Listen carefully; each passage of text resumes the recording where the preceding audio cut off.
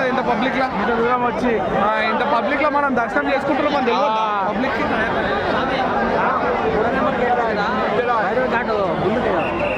మూడో number gate పక్కనే line ఉంటుంది.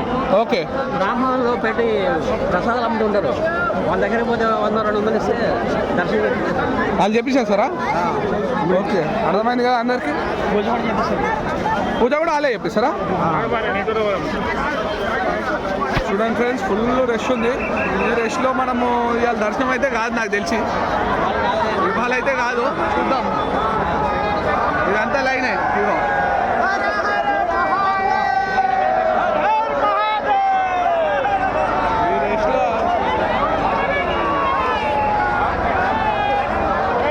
ఈ నుంచెలా ఉంది లైన్ మొత్తం గుడికి దర్శనానికి.